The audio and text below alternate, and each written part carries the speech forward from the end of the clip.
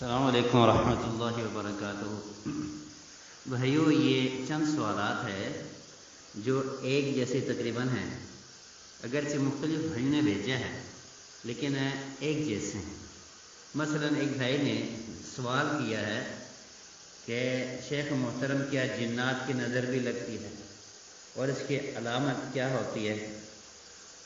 انسان کی نظر تو لگتی ہے اور سمجھ بھی آتی ہے، لیکن کیا جنات کی نظر لگتی ہے؟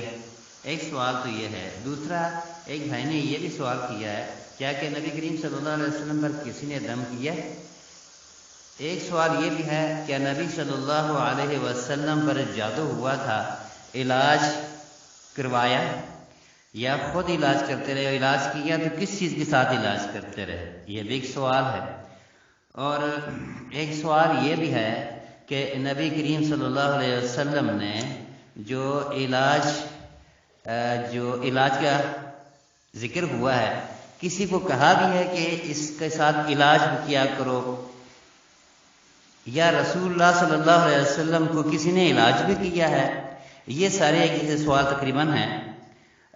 میں یہ ترتیب سے آپ کو نبی کریم صلی اللہ علیہ وسلم کی احادیث سناتا ہوں، انشاءاللہ فائدہ ہوگا۔ اور وہ جو بھائی اعتراض کرتا ہے کہ آپ صلی اللہ علیہ وسلم نے تو کسی کو نہیں کہا، آپ صلی اللہ علیہ وسلم نے تو اپنا علاج خود کیا ہے، دوسروں پر دم نہیں ہے، ہر بندہ خود ہی علاج کرے، اس پہ میں چاہ رہا تھا کہ تفصیلی گفتگو کروں، لیکن میرے بھائی گفتگو تفصیلی جب چلتی ہے تو سننے والے اکتا جاتے ہیں اور چھوڑ جاتے ہیں، اس لیے میں صرف نبی کریم صلی اللہ علیہ وسلم کی احادیث سنا دیتا ہوں۔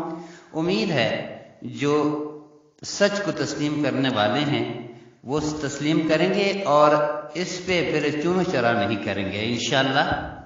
ذرا دیکھیے حدیث، پہلی حدیث، کان رسول اللہ صلی اللہ علیہ وسلم یتعوذ من عین الجان وعین الانس فلما نزلت المعوذتان اخذ بهما وترك ما سوى ذلك، رواہ النسائی عن ابی سعید الخدری وصححہ الالبانی۔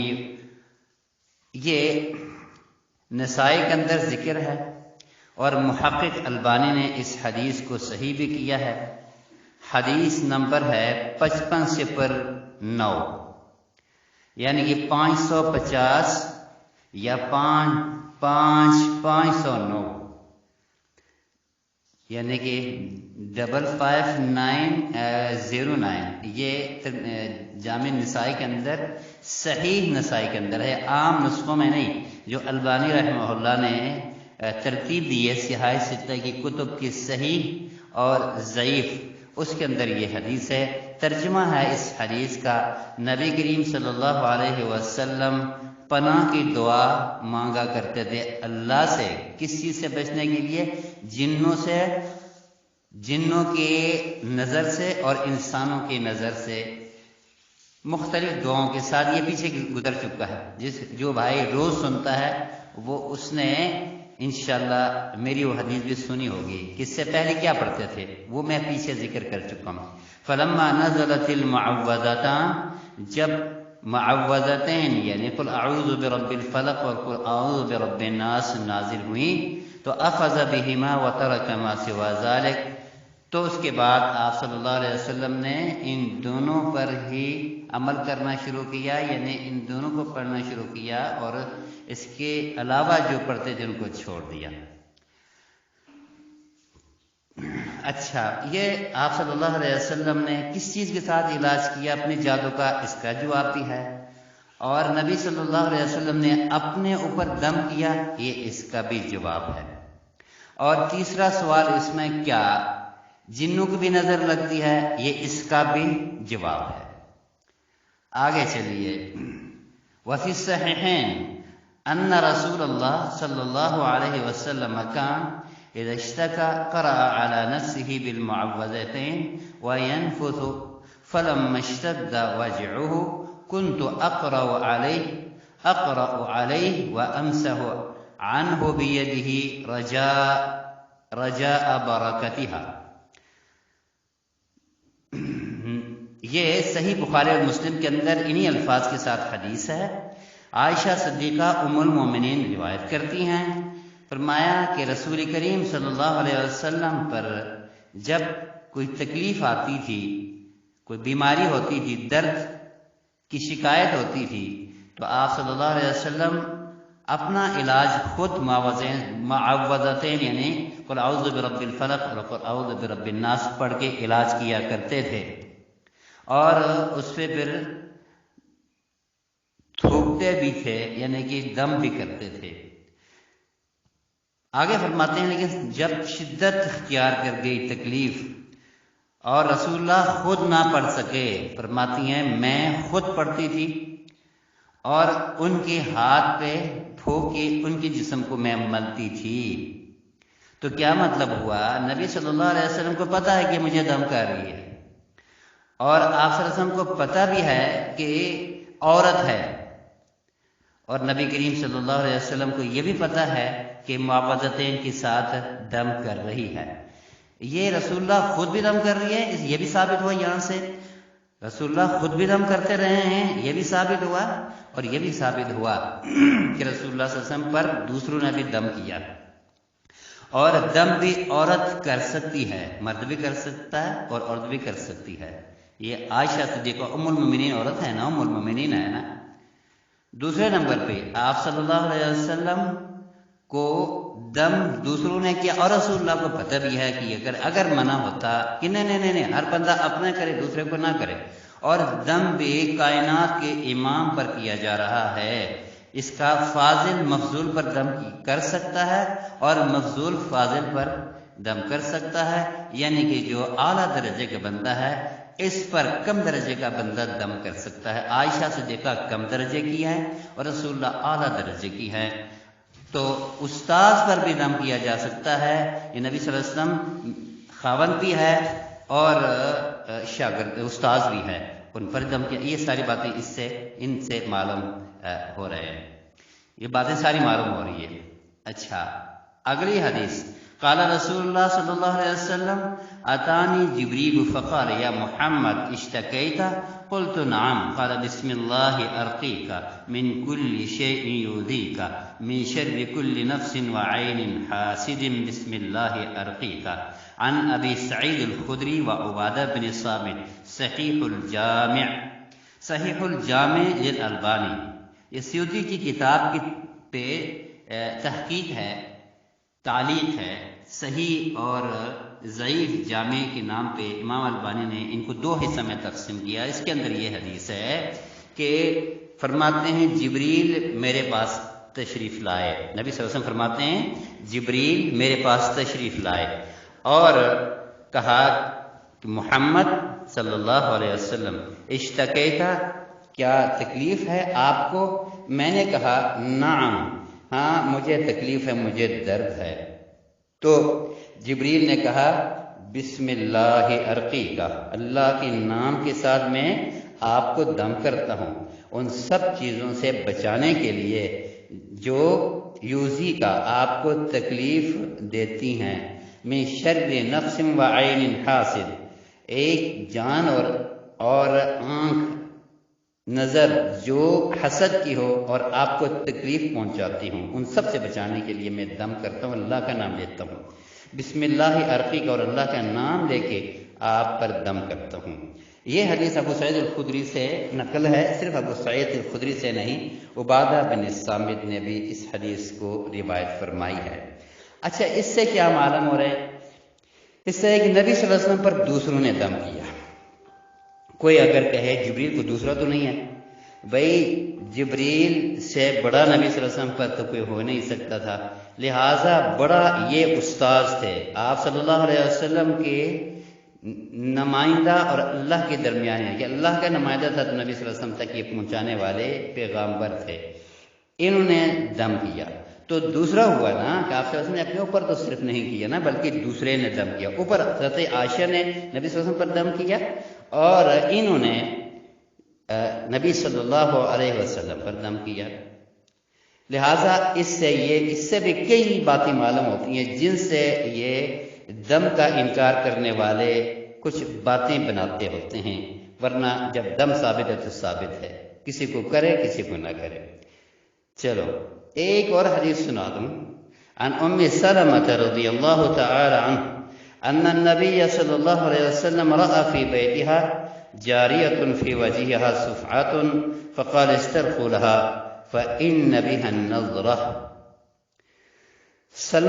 ام سلمہ یہ بھی ام المومنین رضی اللہ تعالی عنہا ہے، فرماتی ہیں کہ نبی صلی اللہ علیہ وسلم نے ان کے گھر میں یعنی ام سلمہ کے گھر میں ایک لڑکی کو دیکھا، اس کے چہرے کے اوپر کچھ سیاہی تھی، تو آپ صلی اللہ علیہ وسلم نے فرمایا اس پر نظر ہے، استرقوا لہا، اس پر دم کرو یا کوئی دم کرنے والے کو بلاؤ۔ آپ صلی اللہ علیہ وسلم نے خود نہیں کیا، وہیں بیٹھے بیٹھے فرما دیے کسی اور کو بلاؤ تاکہ اس پر دم کرے۔ اس کا مطلب یہ ہوا کہ نبی صلی اللہ علیہ وسلم باقاعدہ حکم دیا کہ دم کروانے کے لیے جاؤ، دم کرنے کے لیے کرنے والوں کو بلاؤ۔ یہ صحیح بخاری کی حدیث ہے اور ام سلمہ ام المؤمنین کی اس حدیث کی راویہ ہے۔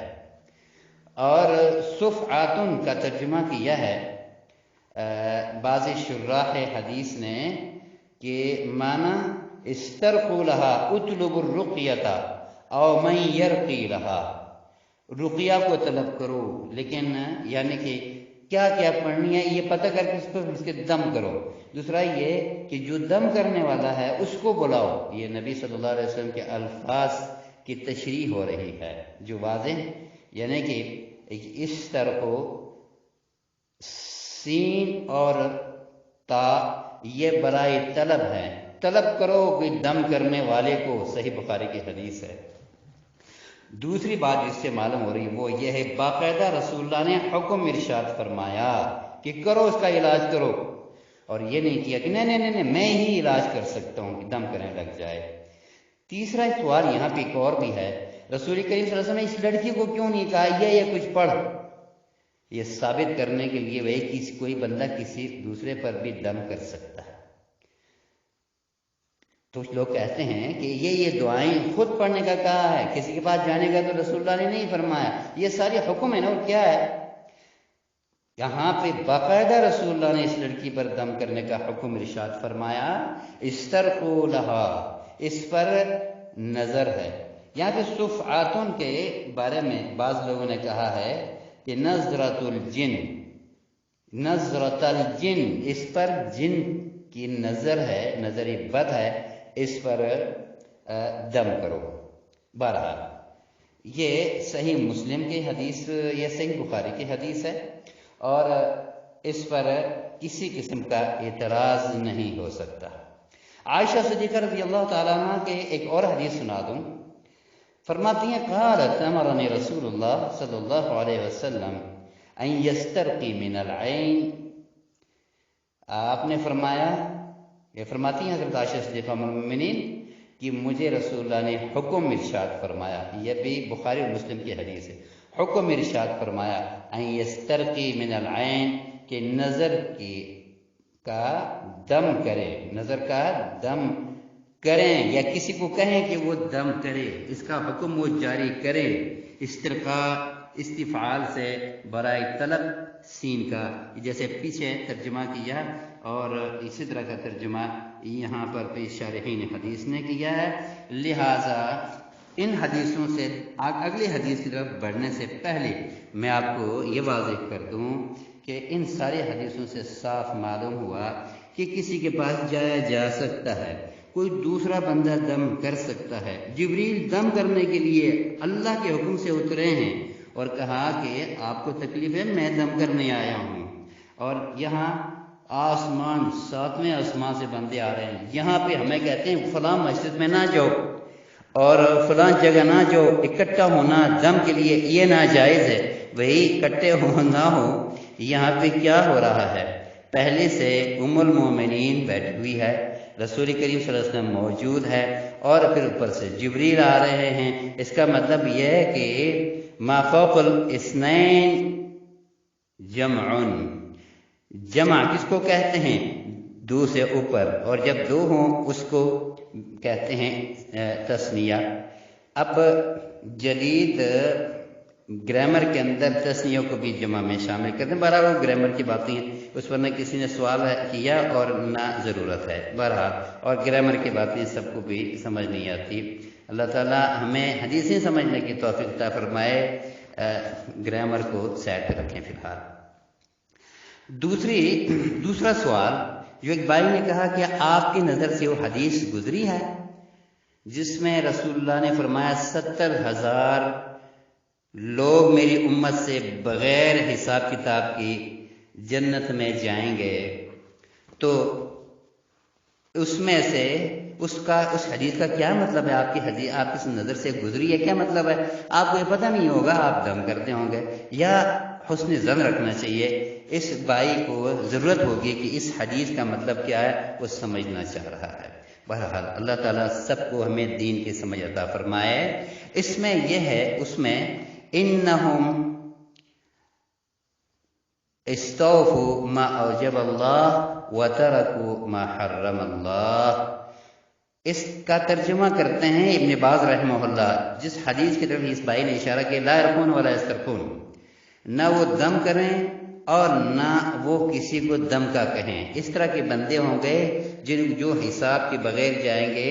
یہ صحیح مسلم کی حدیث ہے، یہ نہیں کہا جا سکتا کہ یہ ضعیف حدیث ہے، لیکن اس کا ترجمہ ذرا سنیے۔ ان کا ترجمہ کرتے ہوئے فرماتے ہیں انہم استوفوا ما اوجب اللہ وترکوا ما حرم اللہ حتی ترکوا الاسترقاء الذی هو مباح، فرماتے ہیں اللہ پر اتنا بھروسہ، توکل کامل، کہ انہوں نے واجب چیزوں کو مکمل اپنایا جو اللہ کی طرف سے واجب ہے، اور مکمل طور پر حرام چیزوں کو چھوڑ دیا، حتیٰ کہ وہ جائز چیزیں جو مباح ہے، اچھا ہے، ہونا چاہیے، ان کو بھی صرف اس لیے چھوڑا کہ میرا خالق ہی کرے گا۔ یہ مراد ہے حدیث کا، یہ نہیں کہ حدیث میں کیا دم کرنے والے جنت نہیں جائیں گے، اس کا مطلب نہیں ہے کہ ایک پیروی کرنے والا ایک بچہ ہے، خدمتگار ہے، وہ کھانا بھی نہیں کھاتا، بس خدمت میں لگا جب تک خود نہ کھلائے۔ دوسرا خدمتگار ہے کہ کھانا بھی ساتھ ساتھ کھا رہا ہے اور ساتھ خدمت بھی کر رہا ہے، یعنی کہ کامل قسم کا اللہ کا خادم، اللہ کا بندہ، وہ جو بالکل ڈاکٹری علاج دم سارے چھوڑ دے۔ اس کا ترجمہ امام ابن باز رحمہ اللہ یہ کرتے ہیں کہ حتی ترک الاسترقاء الذی هو مباح، پہلی ہے کہ استوفوا ما اوجب اللہ وترکوا ما حرم اللہ، کہ جو واجب ہے وہ مکمل کیا اور حرام کو بھی مکمل چھوڑا، حتیٰ کہ حلال چیز کو بھی احتیاطاً چھوڑ دیا کہ نہیں میرا رب ہی کرے گا۔ یہ ایک کامل توکل ہے، اس سے دم ناجائز نہیں ہے، ورنہ پھر آپ، وہ بھی تو مسلم کی حدیث ہے، نبی صلی اللہ علیہ وسلم فرمائے اس کو کوئی دم کرنے والے لے کے آؤ۔ اسی لیے امام ابن باز رحمہ اللہ یہاں ایک اور بات بھی کرتے ہیں، فرماتے ہیں قال بعض الحفاظ لا یرقون وہم والصواب لا یسترقون وان کان رواها مسلم، وہ روایت جس کو اگرچہ مسلم کی حدیث ہے لیکن یہ لفظ لا یرقون صحیح نہیں ہے، یعنی کہ نبی صلی اللہ علیہ وسلم نے خود دم کیا ہے، جیسے میں نے آپ کو پیچھے بتایا، لہذا استرقاء کسی سے دم کروانا یہ اگرچہ جائز ہے لیکن اس سے بچنے والے کا حساب نہیں ہو، جیسے پیچھے بات ہو چکی۔ اسی طرح لا یرقون کا جو لفظ ہے کہتے ہیں یہ لفظ وہم ہے، یعنی کسی نے غلطی سے کہا ہے۔ بہرحال مسلم کی حدیث ہے، میں نے آپ کو پہلے بتایا وہ حدیث کیا مطلب ہے۔ اگر کسی بھائی کو میری یہ باتیں سمجھ نہیں آئی، دوبارہ مجھ سے رابطہ کر سکتے ہیں، انشاءاللہ ہمارا ایک گروپ چلتا رہے گا اللہ کے فضل سے، تو ہم آپ کو بتاتے رہیں گے۔ بہرحال جو سوالات لوگ کرتے ہیں تو ان سوالوں کا جواب انشاءاللہ امید ہے اللہ کے فضل سے ہو گیا ہوگا۔ اور ایک اور حدیث بھی آپ کو سنا دوں کہ عائشہ صدیقہ فرماتی ہیں دخل علیہا امرأۃ تعالجها اور ترقیہا فقال عالجیہا بکتاب اللہ، باقاعدہ ایک عورت گھر آئی جو دم کرتی تھی۔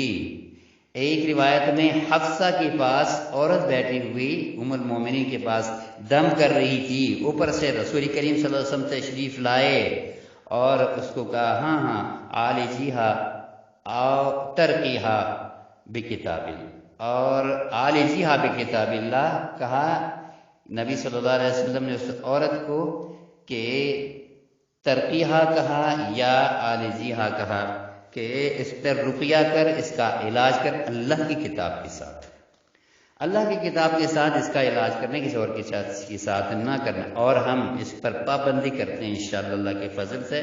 اللہ جانتا ہے ہمارے باطن کو بھی کہ کتاب اللہ اور سنت رسول اللہ سے ثابت جو دعائیں ہیں اس کو چھوڑ کے کسی اور طرف جانے سے ہم انتہائی طور پر احتیاط کرتے ہیں کہ ثابت دعاؤں کے ساتھ علاج ہونا چاہیے۔ بہرحال یہاں پہ باقاعدہ نبی صلی اللہ علیہ وسلم نے حکم ارشاد فرمایا کہ عالجیہا بکتاب اللہ۔ ایک اور حدیث جو موطا امام مالک کے اندر ہے وہ بھی صحیح ہے، اس میں یہ ابوبکر صدیق جب عائشہ صدیقہ کے گھر گئے، وہاں پہ ایک بندہ، ایک عورت تھی یہودیہ، وہ دم کر رہی تھی، کہا کہ عالجیہا بکتاب اللہ، دم کرو بے شک لیکن اللہ کی کتاب کے ساتھ۔ جو تعوذ کی دعائیں ان کی کتاب میں ہیں یہ ہماری کتاب میں ہیں، شرک اور کفر سے ہٹ کے اس کے ساتھ علاج کرنا۔ یہ ابوبکر صدیق کی امت کے اندر سب سے افضل نبی صلی اللہ علیہ وسلم، اور دوسرے نمبر پہ ابوبکر صدیق، ان سب سے یہ رقیہ ثابت ہو رہا ہے۔ میرے بھائی میں ان علماء سے گزارش کروں گا جو عالم ہو کر بھی انکار کرتے ہیں، نہیں نہیں نہیں ایسی تو کوئی بات نہیں، نہیں ایسی تو کوئی بات نہیں۔ ایک اور حدیث سنا دوں ان بھائیوں کے لیے کہ شفا بنت عبداللہ کون تھی؟ یہ صحابیہ تھی، یہ مکہ والی تھی، ہجرت کر کے مدینہ گئی تھی۔ اس کے بارے میں فرماتے ہیں دخل علی النبی صلی اللہ علیہ وسلم وانا عند حفصہ فقال لي الا تعلمين هذه يعني حفصة رقية النملة لما علمتيها الكتابة۔ فرماتے ہیں نبی صلی اللہ علیہ وسلم نے فرمایا اس عورت کو کہ جس طرح آپ خط و کتابت حفصہ کو سکھانے کے لیے آتی ہو تو اسی طرح ان کو دم کا بھی طریقہ سکھاؤ، اور وہ یہ کہ سائڈوں پہ ایک دانہ سا نکلتا تھا، اس کا علاج یہ کرتی تھی، جاہلیت کی دور میں بھی کرتی تھی، اور اسی نے نبی صلی اللہ علیہ وسلم سے کہا تھا کہ میں وہ علاج چھوڑ چکی ہوں۔ آپ نے فرمایا نہیں عارض علی رقاکم ما لم یکن شرک، کہ اگر شرک نہیں ہو ایک دفعہ مجھے سنا دیں میں دیکھ لوں، شرک نہیں ہے تو آپ علاج کریں اس کے ساتھ، توحید کے ساتھ، اللہ کی کتاب کے ساتھ علاج کر۔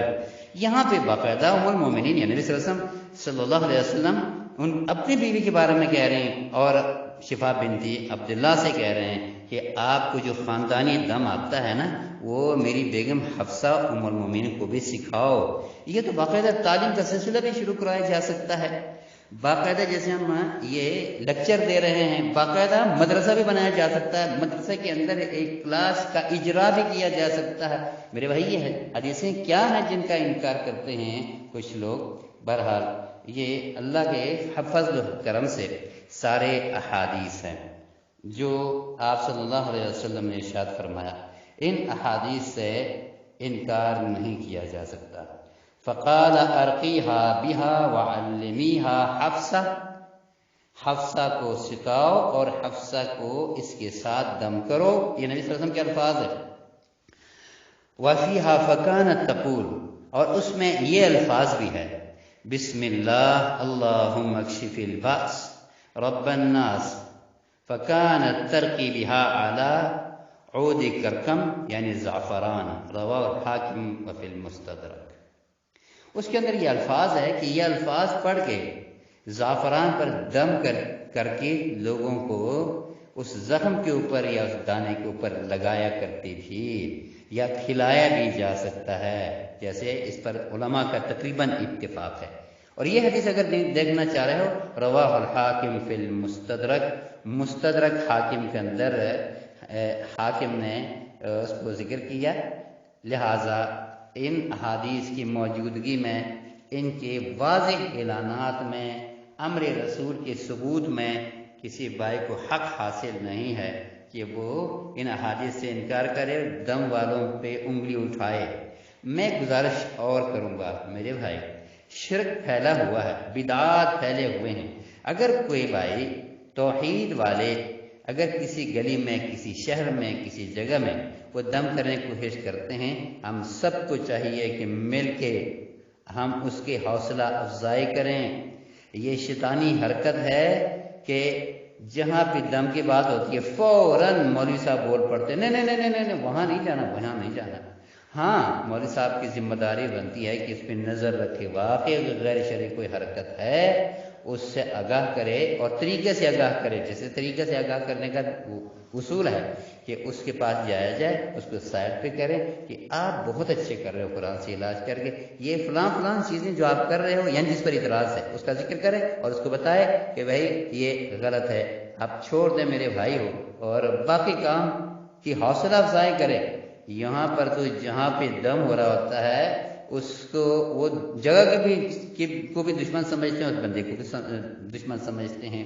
بہرحال اللہ تعالیٰ مجھے سب سے پہلی توفیق دے اصلاح کرنے کی اپنے آپ کی، اور حوصلہ افزائی کرنے کی، جو قرآن سنت سے علاج کرتے ہیں اور علاج کرواتے ہیں۔ اور مجھے اللہ تعالیٰ توفیق دے کہ اگر غلطی ہے میں خود چھوڑ دوں، اور دوسروں کو اگر غلطی سے بچانے کی تلقین کرنی ہے تو وہ میں اصول سے طریقے سے کروں، ایسے انداز نہ اپناؤں جس سے وہ نفرت کر کے مزید آگے بڑھے۔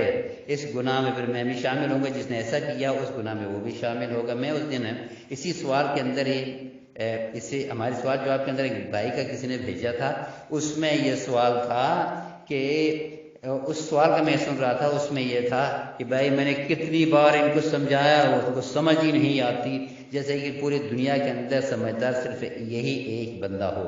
میرے بھائی یہ دعوت کا اصول نہیں ہے، اور یہ کسی غیر ملک میں بیٹھ کے اگر آپ دعوت کے کام کرتے ہو، اللہ تعالیٰ آپ کو توفیق دے مزید دعوت کے کام کرنے کی، آپ کی دعوتی کاموں کو اللہ قبول کرے، لیکن یہ اصول نہیں ہے جو آپ اپناتے ہو، اس کو میں صحیح نہیں سمجھ رہا، اس طرح نہیں، سمجھانے کا طریقہ یہ نہیں ہے۔ آپ کہہ سکتے ہو بھائی سمجھانے کا طریقہ یہ نہیں ہے، لیکن یہ مولوی ہے، مولوی صاحب کو جب سمجھتا نہیں ہے خود تو بھائی مولوی بھی محتاج ہے، بڑے بڑے مولوی محتاج ہیں، کہ مولوی سارے حدیث کے ہونے کے باوجود کیا کہ اعتراض کرتے ہیں، لیکن اس کو بھی ہم اپنے بھائی سمجھتے ہیں کہ اس کو بھی طریقے سے بات کہی جائے، ورنہ انسان ہے وہ غصے میں آتا ہے تو مزید گناہ کرنے لگ جاتا ہے۔ سب محتاج ہے، اور وہ بیمار ہے جو گناہ ہونے کے باوجود کرتا جا رہا ہے۔ اس بیمار کے ساتھ نرمی کرنا، اخلاق کے ساتھ پیش آنا لازمی ہے، لہٰذا اسی انداز سے اس کو سمجھایا جائے، اس انداز سے نہ سمجھایا جیسے ہم کرتے ہیں اور اس کو مزید متنفر کرتے ہیں۔ اللہ تعالیٰ ہم سب کو قرآن سنت کے مطابق چلنے کی توفیق عطا فرمائے، اور قرآن و سنت کی خیر خواہی اصول کو اپنانے کی توفیق عطا فرمائے۔ وصلی اللہ علی نبینا محمد وعلی آلہ وصحبہ اجمعین۔ السلام علیکم ورحمۃ اللہ۔